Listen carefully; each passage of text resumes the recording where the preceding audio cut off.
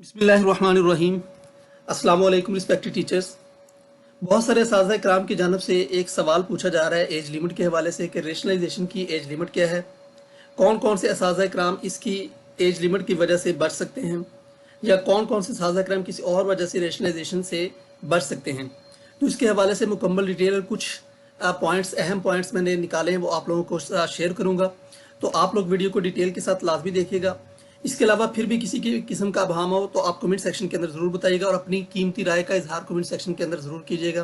तो चलिए चलते हैं वीडियो की डिटेल की। सबसे पहले बात कर लेते हैं एज लिमिट के हवाले से। तो एज लिमिट के हवाले से एक ड्राफ्ट आया था 2024 के अंदर, जिसके अंदर एक लिखा हुआ था कि 55 साल से जो ज़्यादा वाले टीचर्स हैं उनकी रेशनलाइजेशन नहीं की जाएगी, लेकिन वो सिर्फ एक ड्राफ्ट था। तो ये बात आप जहन के अंदर रखिएगा। पहले 2024 के अंदर एक ड्राफ्ट आया था पॉलिसी के हवाले से, लेकिन उसके अंदर लिखा हुआ था 55 साल से ज़्यादा वाले हैं उनको रेशनलाइज किया जाएगा, नहीं किया जाएगा। लेकिन ये पॉलिसी नहीं बनाई गई थी। पॉलिसी के अंदर एज की कोई लिमिट नहीं रखी गई, उम्र की कोई हद नहीं रखी गई है।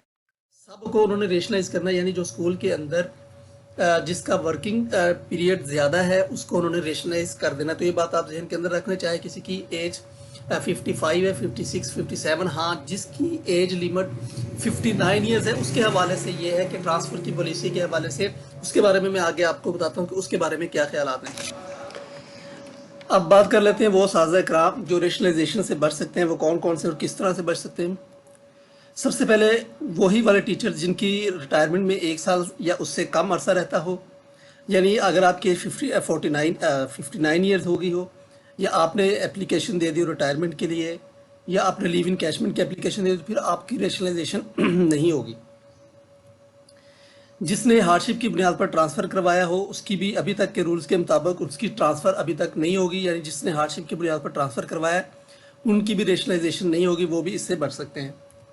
इसके अलावा रेशनलाइजेशन के दौरान अगर मेल के लिए 40 किलोमीटर और फीमेल के लिए 15 किलोमीटर रेडियस में सीट खाली नहीं है तो वो भी रेशनलाइजेशन से बच सकते हैं। यानी जिस जगह पर उसकी रेशनलाइज होनी है, जिसने रेशनलाइज होना है, अगर उसकी सीट उसके इर्द गिर्द खाली नहीं है तो उसको रेशनलाइज नहीं किया जाएगा, वो भी बच जाएगा।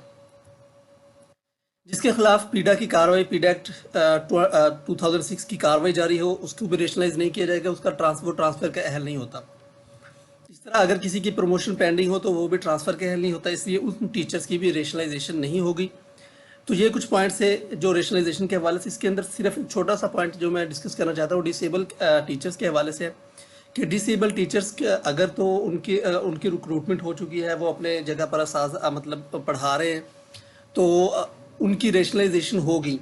हाँ, अगर वो अपने डिसेबिलिटी सर्टिफिकेट की बुनियाद पर हार्डशिप ट्रांसफ़र करवाते हैं या हार्डशिप की बुनियाद पर ही कोई रूल लगवाते हैं तो फिर वो रेशनलाइजेशन से बच सकते हैं, अदरवाइज़ उनकी भी रेशनलाइजेशन होगी। तो ये थी आज की वीडियो। उम्मीद है आप लोगों को इन्फॉर्मेशन लगी होगी। वीडियो अच्छी लगी हो तो लाजमी तौर पर लाइक और शेयर ज़रूर कीजिएगा। इसके अलावा कमेंट सेक्शन के अंदर अपनी राय से ज़रूर आगाह कीजिएगा। Thank you so much. Thank you for watching. अल्लाह हाफिज़।